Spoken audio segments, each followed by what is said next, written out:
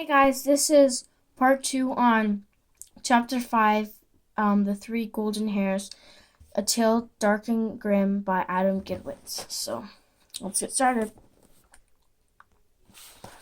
The Three Golden Hairs. Once upon a time, a duke returned home from a hunt in a magnificent wood.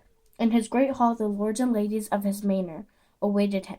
Every year, the duke brought back a great bounty from his hunt, and the lords and ladies would ooh and ha, and then be treated to a feast. There was much excitement when the duke finally entered the hall. The lords and ladies cheered, and he bowed and waved and shook hands all around. Trumpets were sounded, and the huntsmen began to file in. But the first huntsman carried nothing. The lord and ladies wondered at this, but the duke smiled sincerely. The second huntsman carried nothing. Still the duke smiled. The third, nothing. The fourth, nothing. The lord and ladies began to wonder if this was some kind of joke. One lord could even venture and laugh, but the duke turned an eye of such withered scorn on him that the laughter immediately ceased, and that the laughing lord later sold all of his belongings and moved to a neighboring kingdom. Finally, there were 20 huntsmen in the great hall, and none of them carried a dead animal of any kind. The duke returned to his audience. "Ladies and gentlemen," he said, and he meant this quite literally, "I present to you the worst hunt and the best that I have ever had. The fewest creatures, but the rarest prize." In came 2 more huntsmen. Between them they carried a pole. Hanging from that pole was the strangest, most gross Greek beast that anyone had laid eyes on. It looked like something halfway between a wolf and a man, a bear, and a boy. The ladies screamed. The lords cried aloud. A servant fainted dead away. The huntsman cut the dead creature down from its pole. 2 more huntsmen approached it with gleaming knives as the duke looked on proudly. They would take off the beast's head and mount both on the duke's wall. Warning: this next bit is kind of gross. The huntsmen dug their knives into the beast's skin just below the jaw and began to run their blades between the fur and flesh. Their knives shone red as clumps of meat and animals' hair stuck to their blades. The lords and ladies watched with disgusted amusement. The duke giggled with glee. Who else would have the hide of the head of such a monster? Soon the huntsman scanning the beast began to gape, only sprang back from the creature muttering, "It isn't right, it isn't holy." Another huntsman stepped in for him, but soon he fell away too, crying that there was something terrible, unnatural about the beast. Finally, the task was left into one huntsman alone, a grizzled old man who bared his teeth and carefully finished the skinning. He stepped back from the carcass so that all could see it before it cut off its head. Gasps echoed through the hall, for beneath that beastly skin was another layer of skin, human skin, and beneath that beastly form was another form of a human form, the blood-soaked form of a boy. Carefully, the grizzled huntsman returned to take off the beastly head.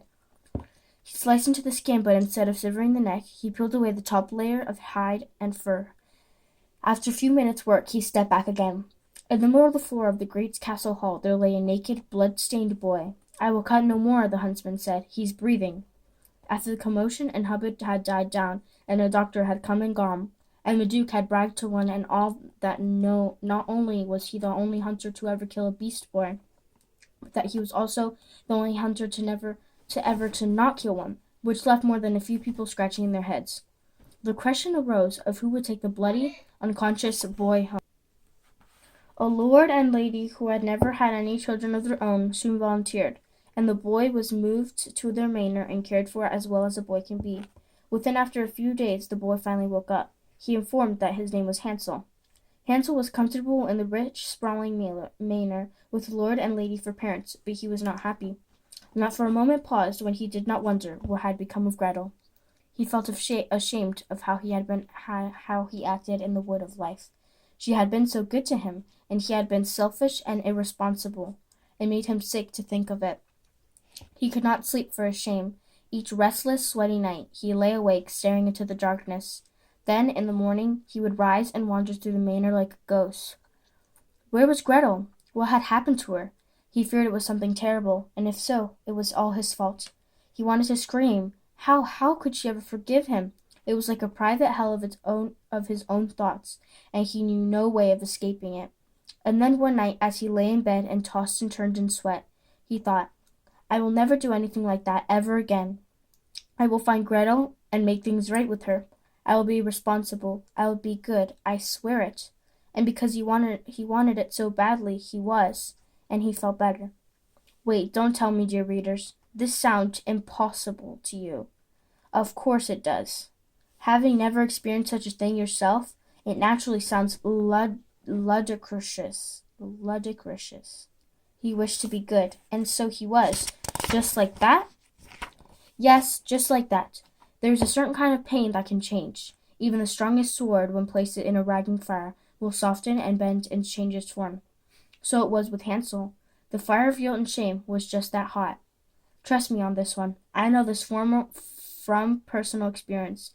I hope that you never will, but since you are a person, and therefore prone to make horrible, soul-splitting mistakes, you probably will one day know what this kind of guilt and shame feels like. And when that time comes, I hope you have the strength, as Hansel did, to take advantage of the fire and reshape your own sword. Once Hansel had sworn to be good, his life was quite bearable. The Lord and the lady were fine parents. They cared for Hansel and spoke kindly to him and fed him good food. They had a wonderful library, and Hansel enjoyed sitting in it, reading books about knights and daimons, dragons and giants. He knew he could not stay in the manor forever, for he needed to find Gretel, but until he regained his strength, he was very happy to stay with the new grown-ups. There seemed to be nothing wrong with them. It makes me sad to even say it. Is there ever nothing wrong with grown-ups? Certainly not in these stories. Maybe in real life, there are perfect parents and amazing adults who will never, ever disappoint you. But once upon a time, no grown-up was perfect. You, my dear reader, have certainly learned that by now. The Lord and lady were not perfect either, of course. Sometimes the lady had a short temper. Usually the Lord had bad breath, but worse than these things was the Lord had a secret he kept from even his wife. It was a terrible secret, nothing cruel or evil. It was a secret weakness, one that, try as he might, he could not control. The Lord loved to gamble. He lived every day without giving in to his weakness. But at night, a cold sweat gripped him, and he could not help taking his and his wife's gold from their chest and creeping down into the back room of an alley house into town and wired on cards. Sometimes he won, usually he lost, but never yet had he lost so much that his wife noticed a difference in the morning. But one night a stranger joined the game. His skin looked almost red and in the dim light of the tavern's back room, and his beard was cut in a point below his chin. He bet with the Lord, and he won. He won and won and won again. The Lord knew he should go home, for his money was gone, but he knew that if he went home having lost all their gold, his wife would discover his secret failing. He was ashamed. He asked the bearded stranger if he could win his money back. The stranger said that he could, if he would wager whatever stood behind the fire in his library. That night, the man could think of nothing that stood before the fire in his library except his fine magnolia stool. It was a small price to pay up for the chance to win all his money back, so he agreed. The Lord lost. He returned home in despair. He walked into the library where the fire burnt, wondering if there was some way to hide the loss of all that gold and the stool from his wife. But as his eyes fell onto the stool before the fire, he saw Hansel sitting on it, reading a book. The Lord thought back to the gambling stranger, to his reddish skin, his pointed beard, and his strange wager. Knowledge smacked the Lord over the head of a tray of sausages. He staggered and fell to the ground. Hansel rushed to his side. Gambling, the Lord